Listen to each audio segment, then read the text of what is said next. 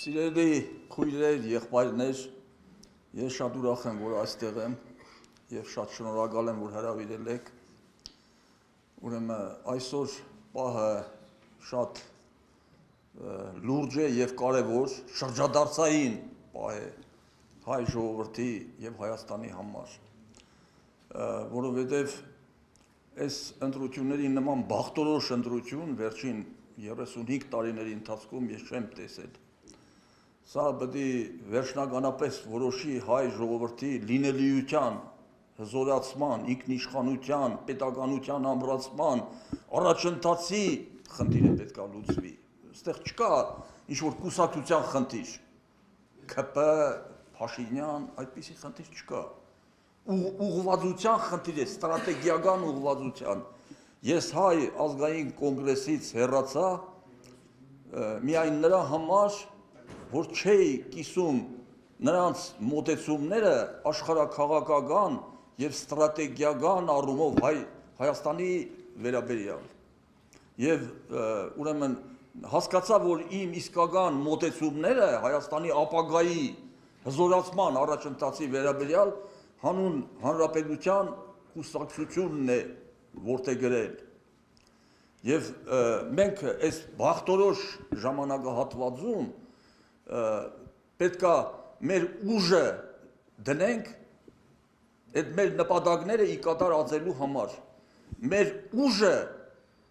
ճշմարտությունը հետապնդելու խիզախության մեջ է։ Մեր ուժն ու զորությունը արդարությունն ու արդարադատությունը հետապնդելու մեջ է։ Մեր ուժը Հայաստանը հավերժական եւ ինքնիշխան, ինքնավստահ դարձնելու մեջ է։ Եվ դրա համար, քանի որ մենք նախընտրական համարյա շրջան է մոտենում է արդեն քարոզչությանը, ես ինչ եմ ուզում, որ մեր ժողովրդին ասել, որտեղ մենք էլ մեր ժողովրդի մի մասնիկն ենք։ Ուրեմն ընտրության գնալիս, քանի որ սա շատ բախտորոշ ընտրություն է, հիմա նոր տեղեկություններ ենք ստանում, որ փողով ուզում են խնդիրներ լուծել, այդ ճղճիմ իրավիճակներից ժողովուրդը ձերբազատվի, ընտրության գնա խղճի մտոք, խղճի հետ զրույց անելով եւ երբեք ընտրողը գործարկի մեջ չմտնի խղճի հետ եւ ընտրողին ասում ենք մի վախեցիր, մի վաճառվիր, մի ծախիր եւ մի ծախվիր,